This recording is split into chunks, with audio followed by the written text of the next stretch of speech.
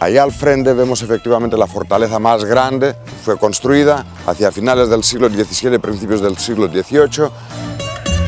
Esta plaza, plaza central de la ciudad de Trípoli. Se denomina Platia Areos, la plaza de Ares. Τη διαδρομή κανονικά μέχρι να κατέβουμε κάτω. Son 2,5 kilómetros.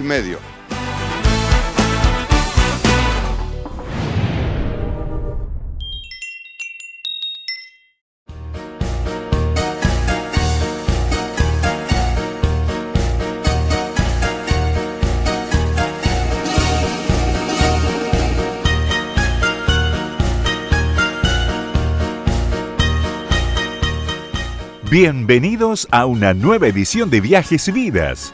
Hoy te llevamos a conocer Grecia, donde se gestó la historia.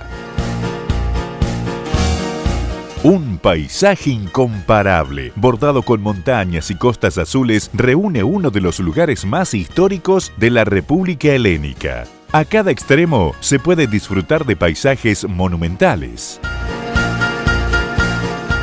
Este archipiélago, ubicado en el corazón del Mediterráneo, presenta una conexión estratégica con el continente africano y Asia. Una mañana azul nos invita a iniciar nuestro recorrido por estas bellas islas donde vio la luz una de las civilizaciones más importantes que pisó la faz de la Tierra.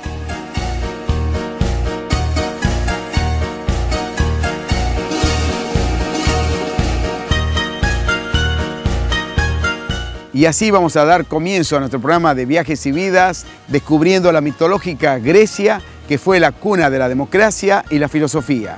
Hoy conoceremos la hermosa villa de Nauplia, que fue la primera capital del moderno Estado griego. Nos acompañará en este recorrido nuestro amigo Constantino. Mucho gusto. Constantino es un nombre griego. Un nombre griego más bien, pero de origen latín.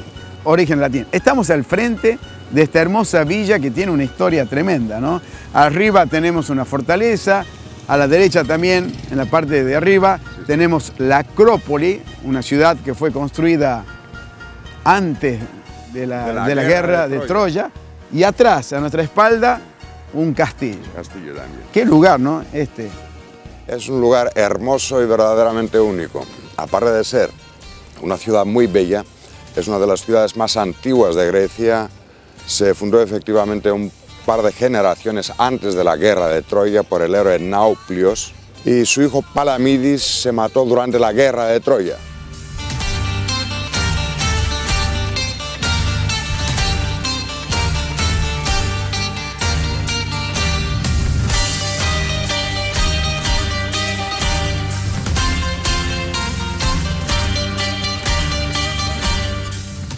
Allá al frente vemos efectivamente la fortaleza más grande, no solamente de la ciudad, sino de toda la región del Peloponeso, que se denomina Palamidi. La fortaleza más grande fue construida hacia finales del siglo XVII, principios del siglo XVIII.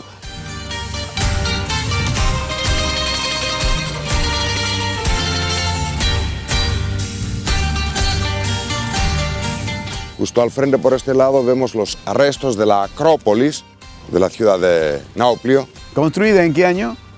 Construida no en un determinado año, en una época de la guerra de Troya y un poco antes, pero en el transcurso de los siglos y sobre todo durante la época medieval, época del dominio veneciano o incluso en la época bizantina anteriormente, se hicieron varias restauraciones. Básicamente lo que nosotros vemos ahora data de la época del dominio veneciano, ¿bien? Época medieval.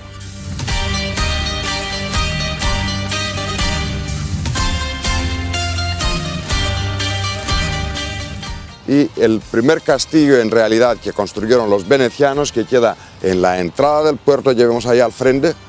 Y construido sobre un islote natural. Un islote natural. Se denomina Burgi y servía para cerrar con una cadena la entrada del puerto e impedir a los barcos de la flota enemiga entrar en el puerto.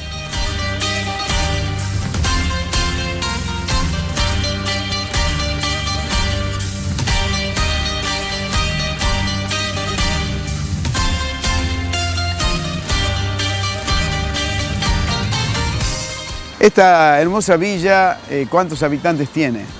Unos 15.000 habitantes que viven permanentemente allí. Pero en la temporada alta de mucho turismo se duplica, ¿no? Sí, y más. Mucho más. Bastante ¿no? más. Casi todo el año, pero durante la temporada y los fines de semana hay siempre mucha gente allí. El estilo de las casas, de las construcciones de esta villa, tiene una mezcla, ¿no? De los venecianos, de los italianos y ahora algo moderno también, ¿no? Neoclásico. Neoclásico del siglo XIX, esta parte es la parte antigua de la ciudad con los edificios neoclásicos más característicos y la parte moderna que queda al frente por el otro lado del puerto tiene casas modernas como en todo el país.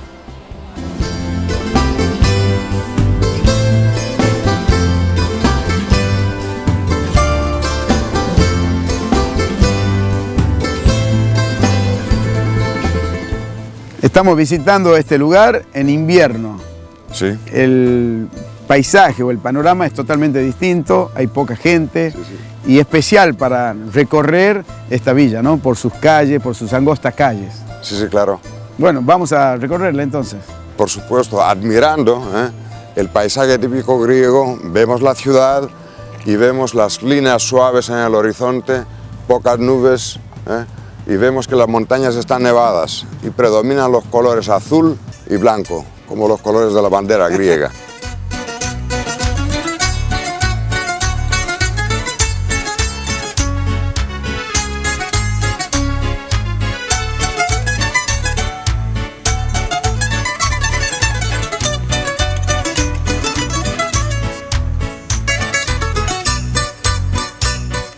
En el ala moderna de la ciudad se encuentran construcciones clásicas. Es posible encontrarnos con bares, hoteles y lugares de esparcimiento. Sin embargo, todo guarda un estilo nostálgico. Siguiendo con el recorrido, es posible llegar a un solar que conecta a distintas culturas que han formado parte de la historia de estas tierras.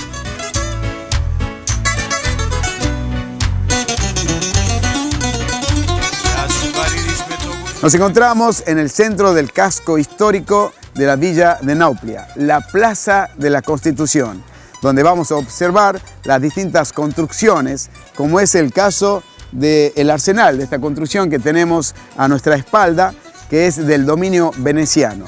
Al frente, una mezquita del dominio otomano y alrededor de la plaza, lo neoclásico, construcciones de 3 pisos.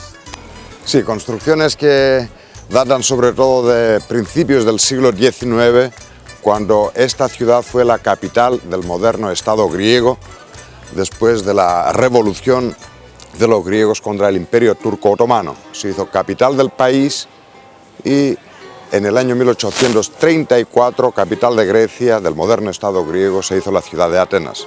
Por lo tanto, se mantuvo el carácter de la ciudad tal como la vemos, con tanta historia y tantas construcciones tan interesantes e impresionantes que datan sobre todo del siglo XIX, lo que vemos alrededor. Y tenemos allá arriba la bandera.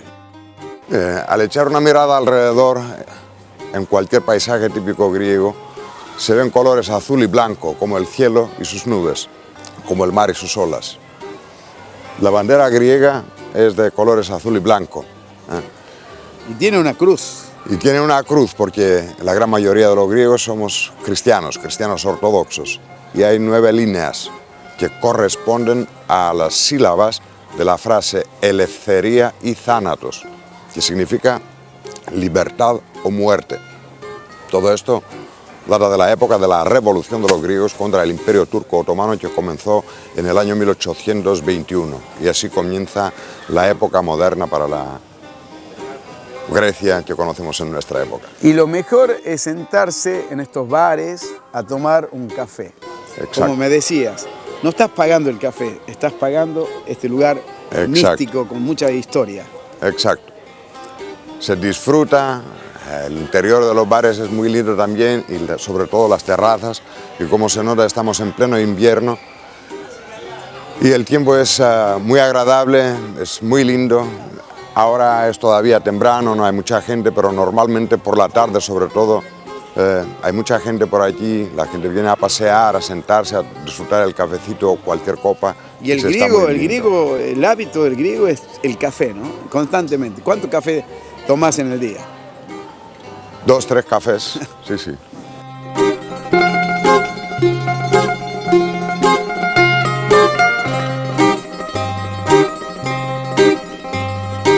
La magia de esta plaza atravesada por distintas culturas se impregna con el sabor del café. Es común encontrarse con turistas europeos que disfrutan de este hermoso día.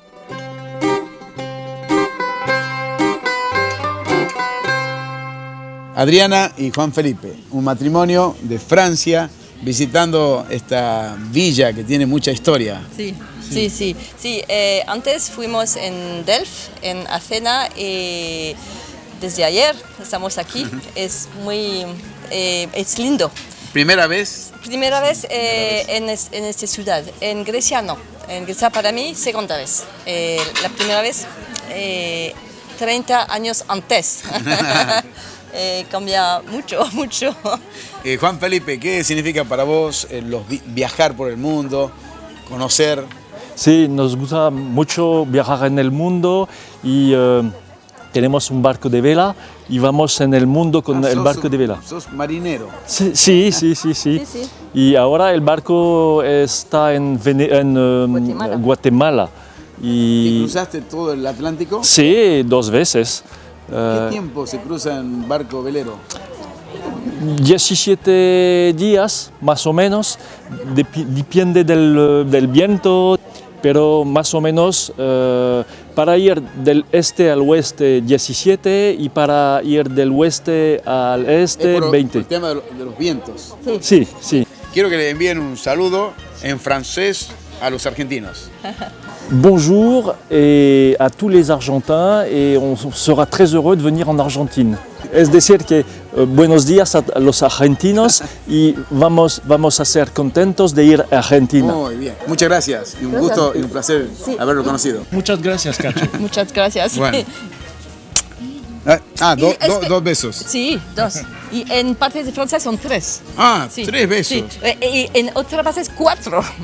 Y el marido no tiene que ser celoso. Mucho beso que la mujer a los hombres. Claro. Chao. Chao.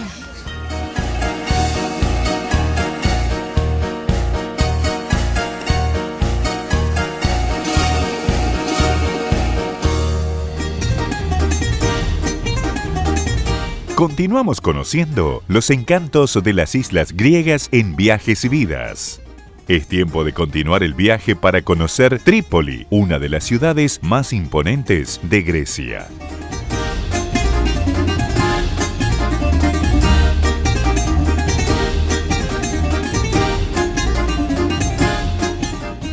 Estamos en el corazón de la isla del Peloponeso, en la ciudad de Trípoli. En esta plaza, a nuestras espaldas, tenemos el Palacio de la Justicia, a nuestra izquierda, una iglesia ortodoxa, que ya la vamos a conocer, y al frente nuestro, la estatua del héroe de Grecia, Teodoro Kolokotronis. Y allá, vean ustedes, arriba, esa montaña nevada, posiblemente hoy vamos a tener la posibilidad de esquiar. Y vas a aprender vos también, ¿no? Muy bien. Bueno, esta plaza central de la ciudad de Trípoli. Se denomina Platia Areos, la plaza de Ares, del dios de la guerra. En el fondo se ve la montaña Menalon, que predomina aquí en la parte central de la región del Peloponeso, donde se extiende la meseta de Trípolis, donde estamos. Trípoli significa las 3 ciudades, es una ciudad relativamente moderna hablando de Grecia. Se fundó en el siglo XV de nuestra era, como resultado de una confederación, diríamos, de 3 ciudades antiguas que había en la zona, Mantinia, Tegea y Palladium. Un héroe de la antigua ciudad de Palladium es el fundador de una colonia cerca de Roma. Los romanos consideraban que eran descendientes de Arcadia, de allí. Arcadia se denomina la provincia donde estamos, que ocupa la parte central de la región del Peloponeso. Por lo tanto, la ciudad de Trípolis que actualmente es la capital de la provincia de Arcadia, donde nació Hermes, todo lo hermoso. El dios de la hermosura. De la hermosura, el mensajero de los dioses, etcétera, y no solamente. Entonces la ciudad de Trípolis fue el centro administrativo de la región del Peloponeso durante la época del dominio turco-otomano. Se convirtió en la sede del gobernador local en el año 1770. ¿Bien? Y esta ciudad fue la primera ciudad en realidad que se liberó del imperio turco-otomano por los griegos revolucionarios que comenzaron esta revolución tan grande contra el imperio turco-otomano en el año 1821.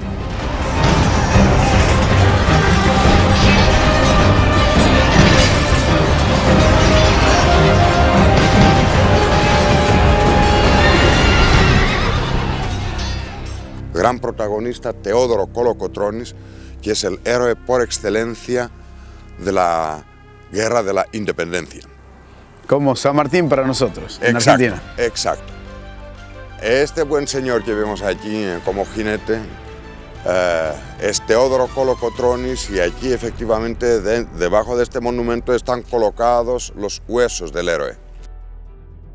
En la época antes de la revolución de los griegos en el año 1821, era un oficial de las Fuerzas Armadas de Inglaterra de aquel entonces, y aprendió, por supuesto, muchas cosas y se inspiró de las tácticas que utilizaban en el ejército británico.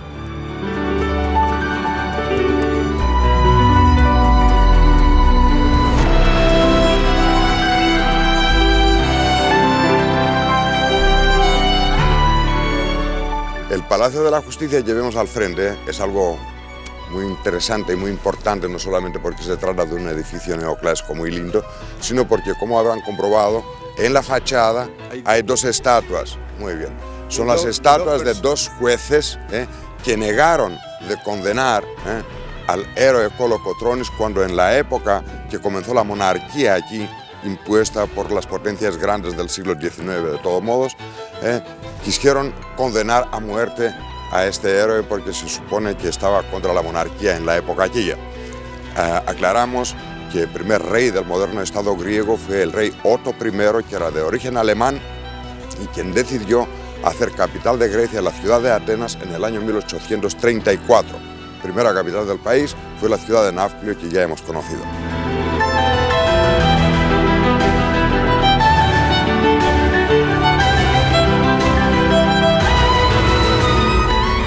La belleza de la ciudad se potencia en las vistas aéreas. Trípoli es, sin dudas, un lugar que se debe conocer cuando se visita Grecia. En el casco céntrico es posible observar el modo de vida y la cultura de los pobladores. Un dato no menor es el culto religioso mayoritario.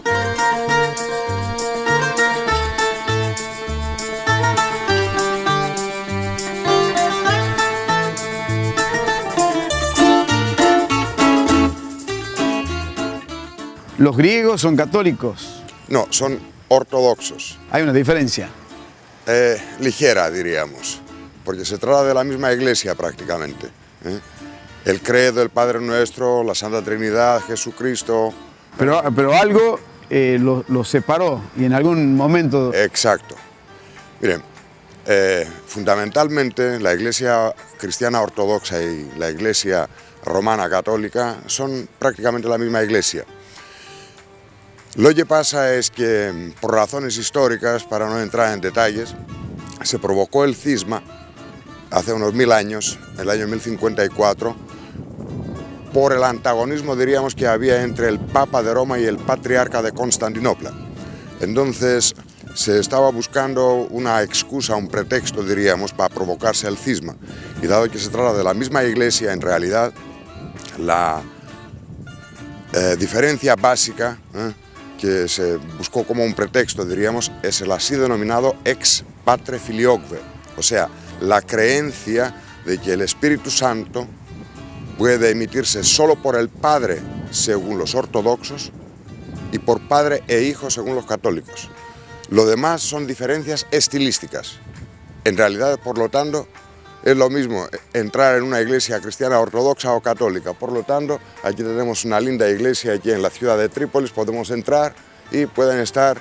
¿Esta iglesia tiene un nombre en especial? Sí, está dedicada a la metamorfosis του Σωτήρος, que significa a la transfiguración de Jesucristo. Bueno, vamos a conocer La metamorfosis, la iglesia ortodoxa de Trípoli. De Trípoli. Muy bonita, ¿no? Tiene muy bonita. 2 campanarios. Sí, sí.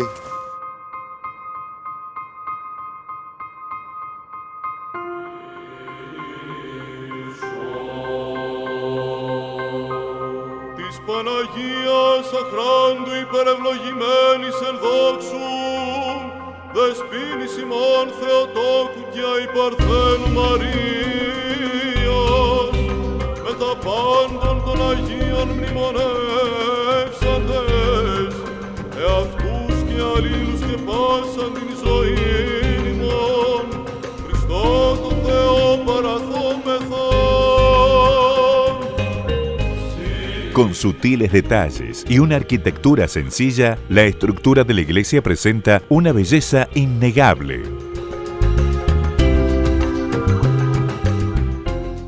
Los patriarcas son quienes encabezan el culto, como lo es el Papa para la religión católica. Su interior no difiere demasiado de una iglesia católica. En los alrededores se encuentran pasajes de distintos relatos bíblicos. A pesar de algunas distinciones en las ceremonias, el culto ortodoxo es muy similar al catolicismo.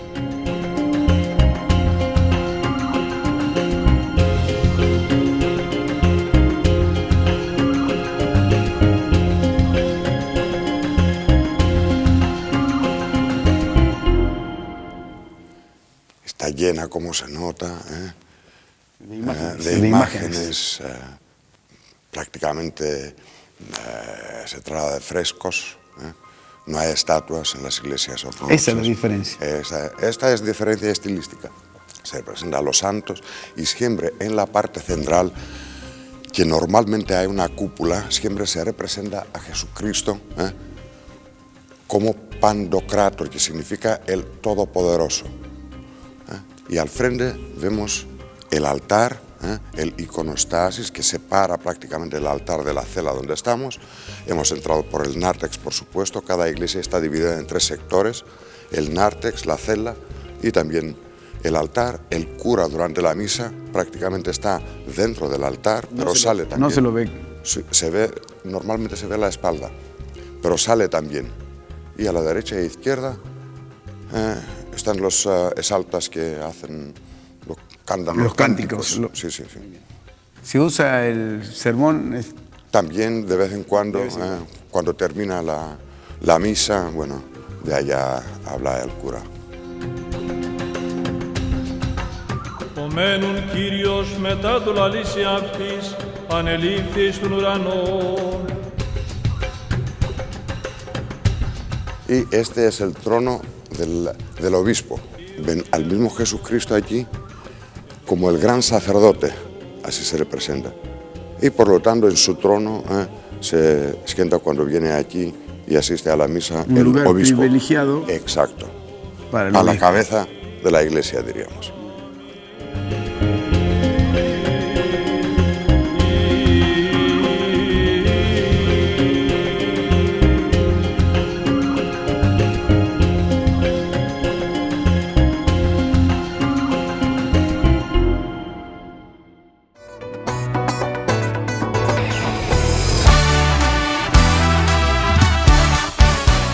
Pero es tiempo de aportarle una importante cuota de adrenalina a esta experiencia. El equipo se traslada a los nevados para realizar deportes de riesgo. Y ahora vamos a disfrutar una de las mayores atracciones que tiene la ciudad de Trípoli, que es esta pista de esquí. A quien yo quiero agradecerle a Teodoro y a Jorge que nos hayan dado la posibilidad de ocupar su pista, de mostrarnos y las posibilidades también para que los argentinos conozcan esta belleza. Esta belleza que es el centro de esquí de Ostrakina, muy cerca de Trípolis, en el corazón del Peloponeso, en la montaña de Μέναλον. Τα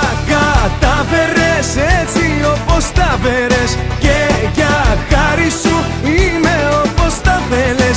Σαν φωτιά νιώθω πια μέσα μου το αίμα σου. Κι είμαι πια στην καρδιά, στο μυαλό ένα σου. Quiero que le agradezcas a Teodoro y a Jorge la posibilidad que nos dan a nosotros de poder usar nuestras cámaras y llevar las mejores imágenes de este lugar.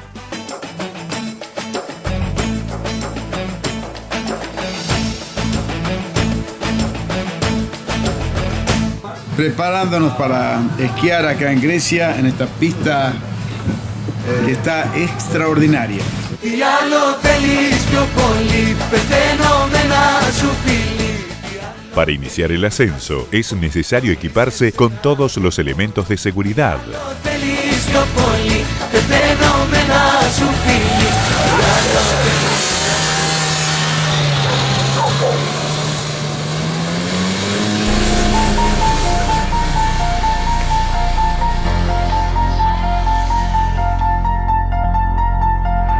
Μη μου ζητάς να ξεπεράσω όσα ζήσαμε ως εδώ.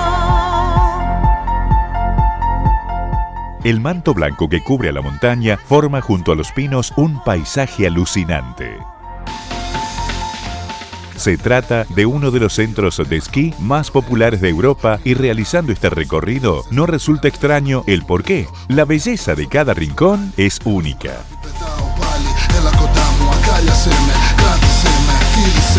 Είσαι ό,τι έψαχνα να βρω, κάθε ελπίδα που είχα να ερωτευτώ.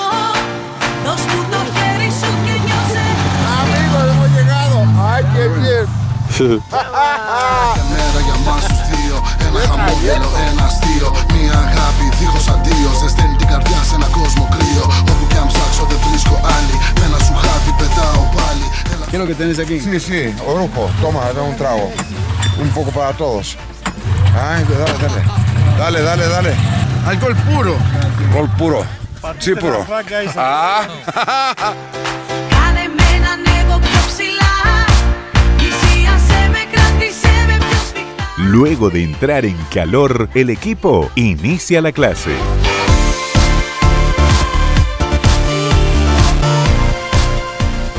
Ahora creo que ya podemos empezar a esquiar.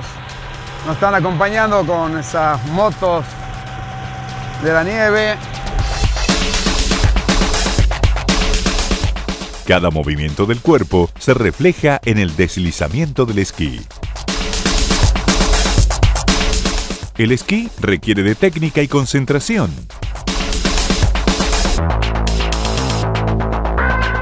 Aquí hay una bajada tremenda, así que voy a bajar la velocidad. Si no, esto se pone muy peligroso.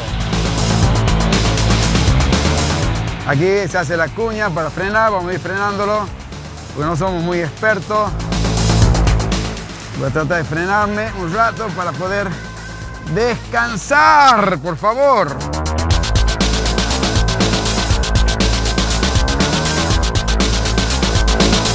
El frío invita a entrar en ritmo y a disfrutar con todas las alternativas que este hermoso centro de esquí tiene pensado para los turistas y deportistas.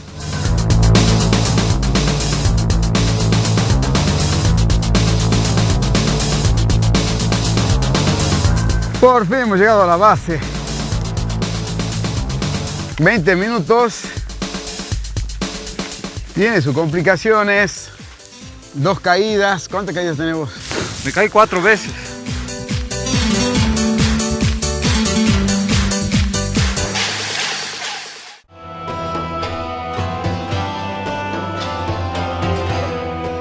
En las costas del Golfo de Mesenia se alzan las ruinas de un muy antiguo castillo. Se trata de un fuerte construido hace cientos de años. La construcción de dimensiones inmensas es por estos días un verdadero baluarte de la cultura y la arquitectura de la región.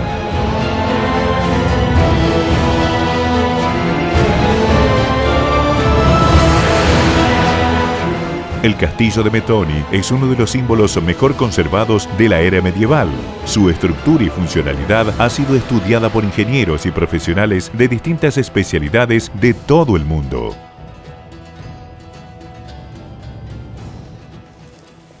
Al frente de una de las reliquias importantes, ¿no?, de lo que es esta isla del Peloponeso, un castillo de la época medieval. Sí, sí, señor. Increíble. ¿De qué año estamos hablando? Mire, estamos hablando de la época bizantina y de la época de la primera ocupación o denominación de dominio, mejor dicho, veneciano, siglos XIII, XIV, por allá.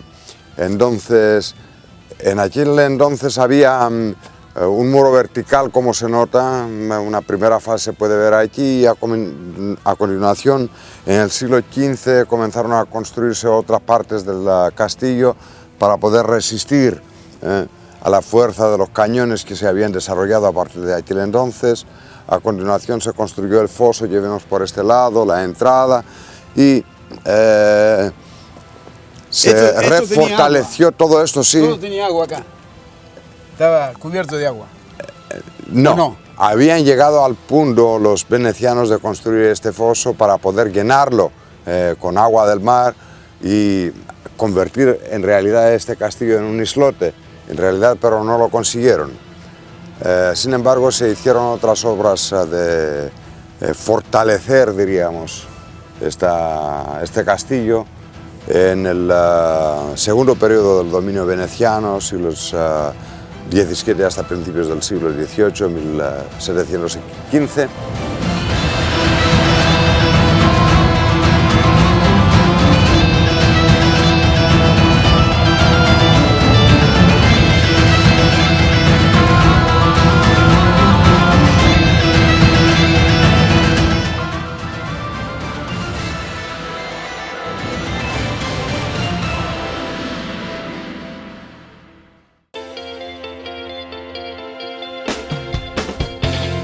En Giesio nos encontramos con una costa paradisíaca. La unión de las montañas y el mar que bordan la costa hacen de este lugar un verdadero Edén.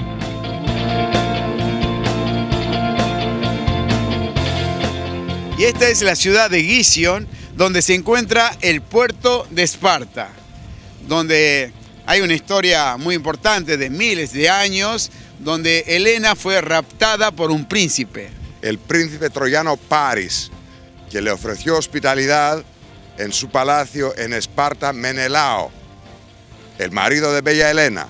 Entonces Paris se enamoró de Bella Helena, la reina de Esparta, que era la mujer más guapa de la época aquella, y entonces salieron juntos entonces del palacio de Menelao, llegaron hasta aquí, hasta el puerto de Esparta, Gision, y de aquí zarparon para llegar a Troya. Llegaron allá, y el rapto de Bella Helena por Paris provocó precisamente la guerra de Troya. En la actualidad, ¿cuál es la importancia de Gision?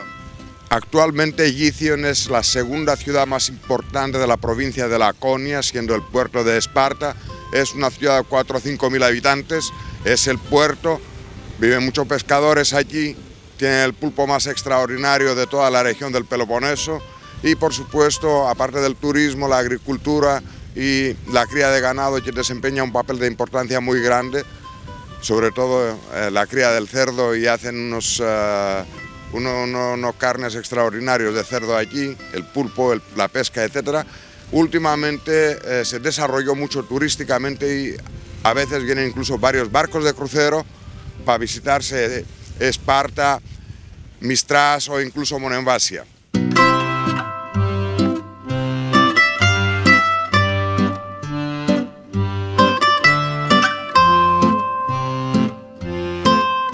Como todo puerto, la vida gira en torno a la actividad pesquera. El turismo también ocupa un lugar importante en su economía.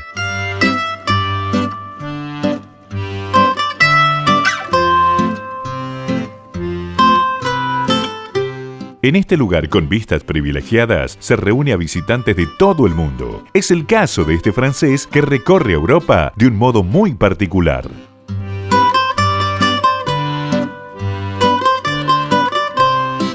Me llamo Nathan. Nathan, ¿de dónde eres? Soy de Francia. Y sos de Francia, pero estás recorriendo el mundo en bicicleta. Sí, estoy viajando por un año. Un año. Sí. ¿Cuáles son los países que vas recorriendo? Pues después de Grecia me voy a Crete y después a Turquía y Irán. Turquía e Irán está muy peligroso. Pues la televisión os dice que es muy peligroso, pero La realidad no es tanto. en realidad, por ejemplo, la Turquía puede ser peligroso por una persona que vive en Turquía, pero por un francés como yo no es un problema. No hay problema. ¿Qué es lo que llevas en tu equipaje? Tengo una tenta, una carpa es tienda, ¿no? Sí, todo lo que necesito para dormir. Dormir en cualquier lado. Sí, claro. Los 3 noches pasadas estaba aquí. Aquí. Yes. ¿Qué situación difícil pasaste en algún momento? No tuvo muchas situaciones difíciles, pero la última vez fue en Grecia, en las montañas. Estaba viajando y la noche llegué y después tuvo mucho frío. Sí. ¿Sos músico? Sí. ¿Podemos escucharte? Sí, claro. Okay. Je voudrais sans la nommer vous parler d'elle, comme d'une bien-aimée, d'une infidèle, d'une fille bien vivante qui se réveille à des lendemains qui chantent sous le soleil. C'est elle que l'on matraque, que l'on poursuit, que l'on traque. C'est elle qui se soulève, qui souffre et se met en grève. C'est elle qu'on emprisonne, qu'on trahit, qu'on abandonne, qui nous donne envie de vivre, qui donne envie de la suivre jusqu'au bout, jusqu'au bout, jusqu'au bout, jusqu'au bout. Je voudrais sans la nommer lui rendre hommage. Jolie fleur du mois de mai aux fruits sauvages, une plante bien plantée sur ses 2 jambes et qui traîne en liberté où bon lui semble. C'est elle que l'on matraque, que l'on poursuit, que l'on traque. C'est elle qui se soulève, qui souffre et se met en grève. C'est elle qu'on emprisonne, qu'on trahit, qu'on abandonne, qui nous donne envie de vivre, qui donne envie de la suivre jusqu'au bout. Jusqu'au bout, jusqu'au bout, jusqu'au bout. Je voudrais sans la nommer vous parler d'elle. Bien aimée ou mal aimée, elle est fidèle. Et si vous voulez que je vous la présente, on l'appelle révolution permanente. C'est elle que l'on matraque, que l'on poursuit, que l'on traque. C'est elle qui se soulève, qui souffre et se met en grève. C'est elle qu'on emprisonne, qu'on trahit, qu'on abandonne, qui nous donne envie de vivre, qui donne envie de la suivre jusqu'au bout, jusqu'au bout, jusqu'au bout, jusqu'au bout, jusqu'au bout, jusqu'au bout.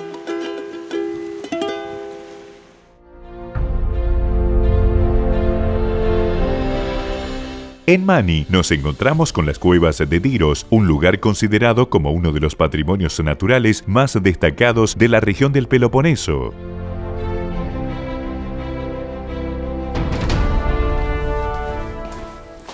Estamos en uno de los sitios naturales más importantes de Grecia. Aquí, en este lugar, en la isla del Peloponeso, esta maravilla de la naturaleza, la cueva de Diros. Exacto. Increíble. Entramos y ya me están sorprendiendo las estalactitas que estamos observando, que tienen seguramente millones de años. Millones y millones de años para formarse. Y más adelante veremos incluso estalagmitas y hay un lago pequeño, natural, que lo vamos a explorar ahora con una lanchita. Es un lindo recorrido que les recomiendo a todas las personas que se llegan a la isla del Peloponeso. Conocer estas cuevas que lleva 35 minutos de un paseo en lancha. Y con un guía que seguramente nos va a contar sobre historias y leyendas que tiene esta cueva de Diros. La mística y la aventura se encuentran contenidas en las rocosas paredes esculpidas por el tiempo. Me dice el señor que por favor no nos movamos y que vamos lo más lento posible para que tengan la oportunidad de filmar. La cueva fue descubierta por primera vez en el año 1895 por, ¿puesto en Legane? Por Petros Arapakis, que fue uno de los habitantes de la zona. La investigación de la cueva se realizó por la pareja de petrógilos, que son espeleólogos, y comenzaron la investigación en el año 1958. El agua totalmente cristalina, no es para claustrofóbico este lugar, ¿no? No. Tantas historias y leyendas como que se dice que aquí aparece la anguila gigante. Πες του να σταματήσει να βλέπει ταινίες επιστημονικής φαντασίας. Que cese de ver películas de ficción científica. No existe la anguila gigante. Bueno, es parte de la historia de esta popular cueva de Diros. Se trata, sin dudas, de un paisaje muy singular que emociona. Luces halógenas de diferentes colores pintan los rústicos muros resaltando las texturas.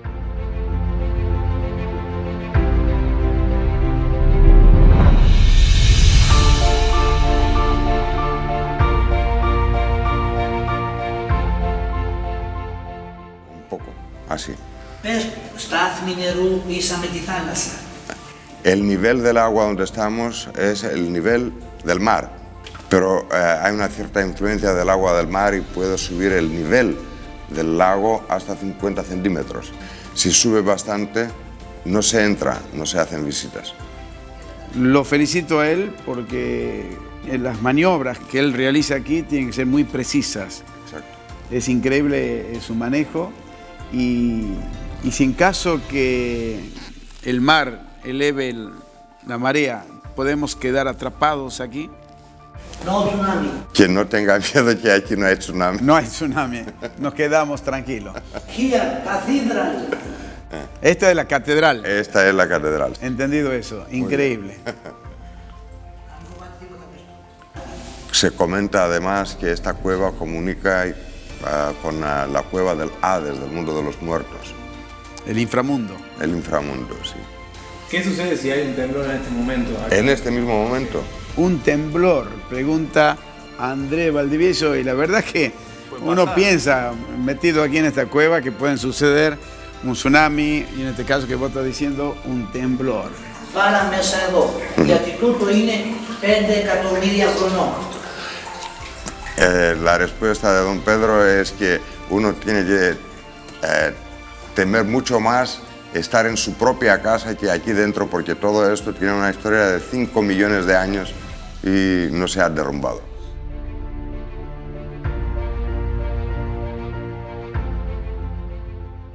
No se muevan, pasamos por el punto más estrecho. Cuidado, cabezas, cuidado.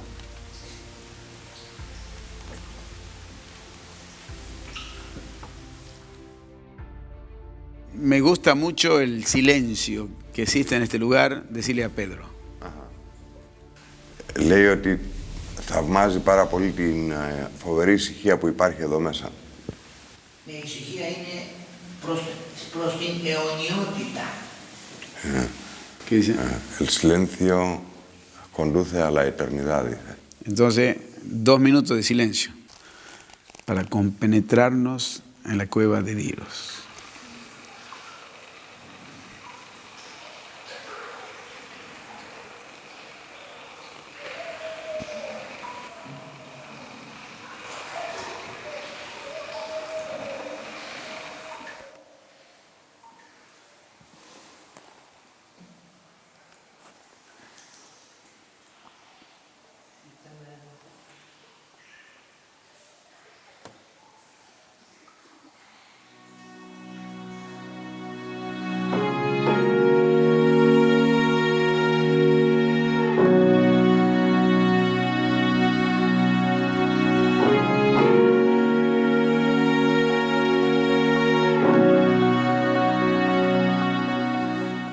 llegamos.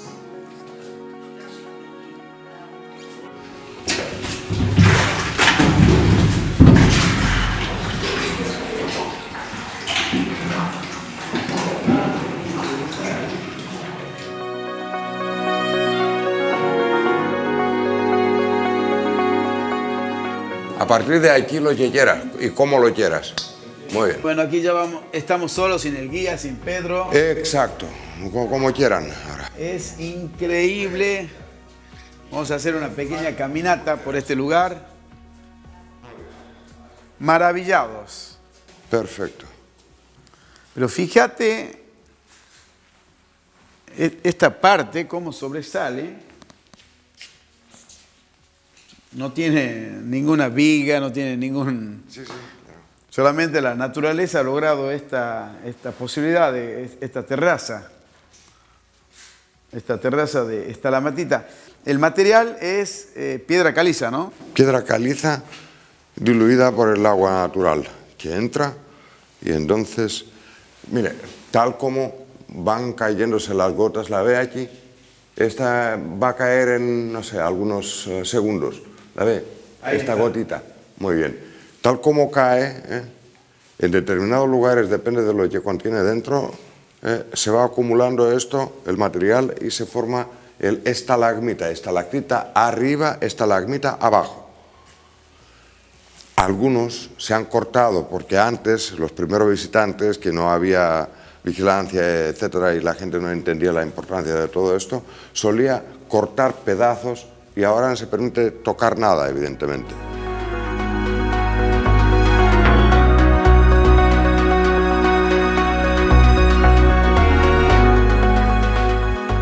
La Cueva de Diros es sin dudas un lugar imperdible para conocer al visitar Grecia, pero es tiempo de continuar el recorrido hacia el Canal de Corinto.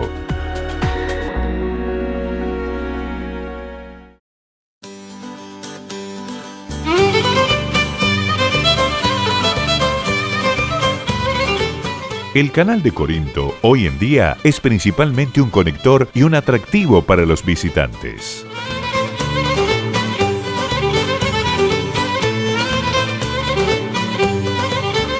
Estamos al frente de una obra magistral de los griegos, construida en el año 1893, el Canal de Corinto, que une los dos mares, el mar Egeo y el mar Jónico. Increíble trabajo, ¿no? Un proyecto que ya estaba ideado en la antigüedad por... Exacto. ¿Por quién era?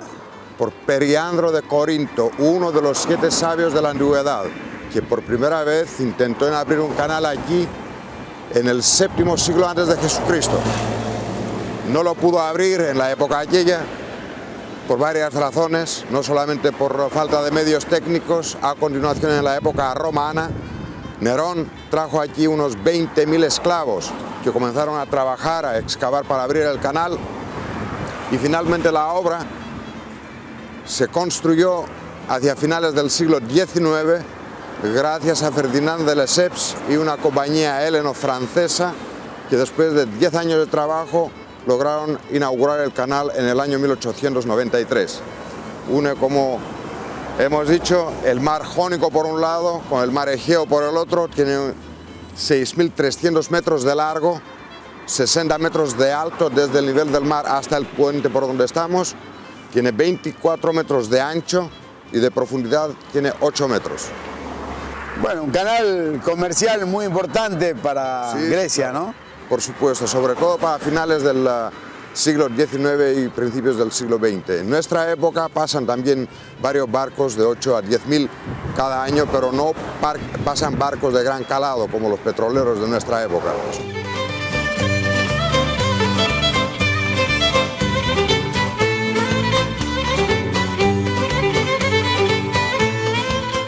También está la posibilidad para los turistas de sí, por recorrer supuesto, este canal. se hace tal tipo de trayectos con pequeños barcos de crucero, y siempre hay un barco guía que va adelante y lo sigue el otro barco, pero pasan barcos incluso bastante grandes, de hasta 8 metros de calado. En el caso nuestro no vamos a poder navegar, debido a que estamos de paso. Exacto. Y nos detuvimos únicamente para conocer esta obra magistral de los griegos, como les decía, construido en el año 1893. Con las imágenes del canal llegamos al final de esta edición de Viajes y Vidas. Nos reencontramos la próxima semana para continuar disfrutando de Viajes y Vidas.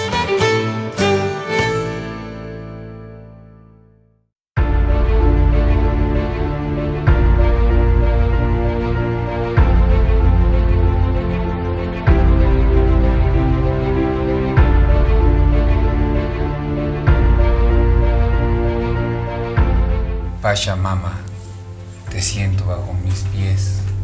Madre, óyeme, soy tu hijo tierra. Yo nací aquí en Malinalco. Yo vengo de una familia donde mis abuelos eran curanderos.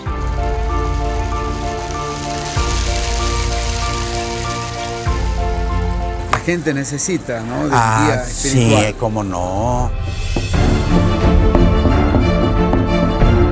Pero hoy en día más todavía la situación, el vandalismo. En el caso de México, ¿dónde están los aztecas? ¿Dónde está la gente inca, que era heredera de sus lugares, exterminados de la faz de la tierra? El mal siempre ha habido, siempre lo ha habido. Nunca olvidar nuestras raíces, nunca olvidar de dónde venimos.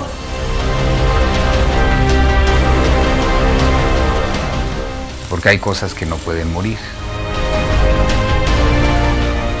Hay cosas que vienen desde antes que todos los tiempos.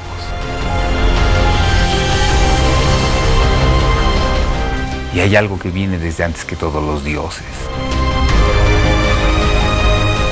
Y hay algo que viene desde antes que todas las estrellas. Aunque quemen templos, aunque quemen gente, aunque destruyan libros, la memoria busca.